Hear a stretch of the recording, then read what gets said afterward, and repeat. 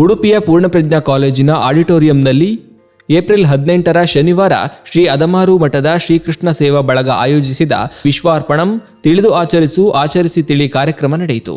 ಅದಮಾರು ಮಠದ ಕಿರಿಯ ಯತಿ ಶ್ರೀ ಈಶಪ್ರಿಯ ತೀರ್ಥ ಶ್ರೀಪಾದರು ಆಶೀರ್ವಚನ ನೀಡಿದರು. ಕಾರ್ಯಕ್ರಮದಲ್ಲಿ ಯಕ್ಷಗಾನ ಹಿಮ್ಮೇಳನದ ಹಿರಿಯ ಕಲಾವಿದ ಪೆರುವಾಯಿ ನಾರಾಯಣ ಭಟ್ ಅವರಿಗೆ 50,000 ರು ನಗದು ಮೊತ್ತ ಹೊಂದಿರುವ ನರಹರಿ ತೀರ್ಥ ಪ್ರಶಸ್ತಿ ನೀಡಿ ಸನ್ಮಾನಿಸಲಾಯಿತು. ಪೂರ್ಣಪ್ರಜ್ಞಾ ಕಾಲೇಜಿನ ಕನ್ನಡ ಉಪನ್ಯಾಸಕ ಶಿವಕುಮಾರ್ ಅಳಗೋಡು ಸನ್ಮಾನಿತರ ಪ್ರಶಸ್ತಿ ಪತ್ರವನ್ನು ವಾಚಿಸಿದರು. ಕಾರ್ಯಕ್ರಮದಲ್ಲಿ ಸಂಗೀತ ಕಲಾವಿದ ಡಾಕ್ಟರ್ ವಿದ್ಯಾಭೂಷಣ್ ಅವರಿಂದ ಗಾಯನ, ವಿದ್ವಾಂಸರಾದ ಬೆಂಗಳೂರು ವಿಜಯಸಿಂಹ ಆಚಾರ್ಯ ಮತ್ತು ಕುತ್ಪಾಡಿ ಕೃಷ್ಣರಾಜ ಆಚಾರ್ಯ ಅವರಿಂದ ವಾಚನದ ಮೂಲಕ ಕೀರ್ತನೆಗಳ ಒಳಾರ್ಥ ವಿವರಣೆ ನಡೆಯಿತು. ಶಾಸಕ ಯಶ್ಪಾಲ್ ಸುವರ್ಣ ಸೇರಿದಂತೆ ಗಣ್ಯರು ಉಪಸ್ಥಿತರಿದ್ದರು. ಶ್ರೀಕೃಷ್ಣ ಸೇವಾ ಬಳಗದ ಸಂಚಾಲಕ ಗೋವಿಂದರಾಜು ಸ್ವಾಗತಿಸಿ, ಪ್ರಕಾಶ್ ಮಲ್ಪೆ ನಿರೂಪಿಸಿ ವಂದಿಸಿದರು.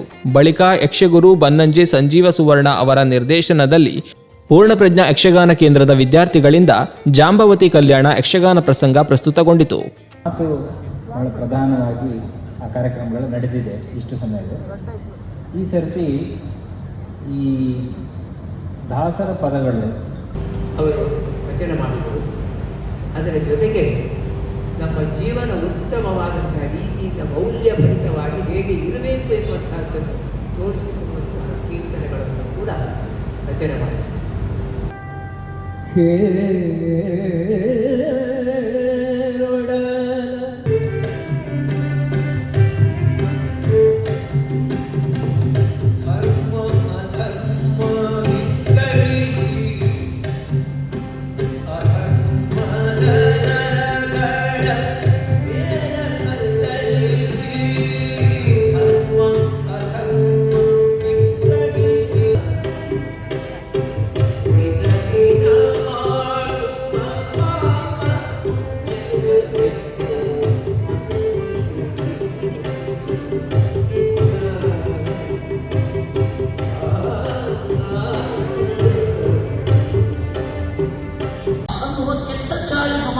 ಹರಡಬಾರದು.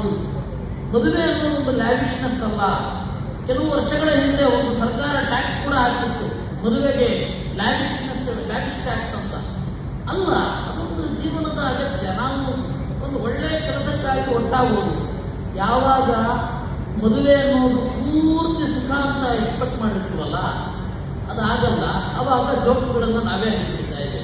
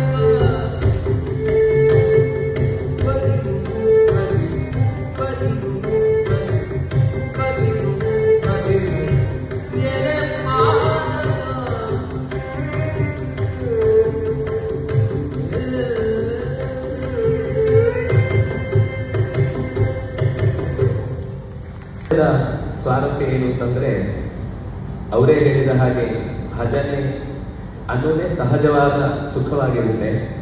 ಭಾಗ್ಯ ಅಂತಂದರೆ ಯಾವುದು ನಮ್ಮ ಹತ್ರ ಇರಲೇಬೇಕು ಅಂಥದ್ದು ಪಡೆದಾಗ ಅದು ಭಾಗ್ಯ ಅಂತ. ದಾಸರಿಗೆ ಗೊತ್ತಿದೆ, ಬಹಳ ಜನ ಬಹಳ ರೀತಿಯಲ್ಲಿ ಅವರವರಿಗೆ ಯಾವ್ದು ಬೇಕು ಅಂತ ಅವರೇ ಒಂದು ಕಲ್ಪಿಸಿಕೊಂಡು ಅದರಲ್ಲಿ ಸೌಖ್ಯವನ್ನು ಹುಡುಕ್ತಾರೆ. ಆದರೆ ಅದು ಕೊನೆಯವರೆಗೆ ಉಳಿದು ನಮ್ಮ ಬದುಕಿಗೆ ಬೆಳಕಾಗುವಂಥದ್ದಾಗಿದ್ದರೆ ಅದು ಭಾಗ್ಯವಾಗುತ್ತೆ. ಅಲ್ಲಿ ಪದ್ಯದ ಮಧ್ಯದಲ್ಲಿ ಬಂದ ಮಾತು, ಕಲ್ಲಾಗಿ ಇರಬೇಕು ಕಠಿಣ ಭವದೊಳಗೆ.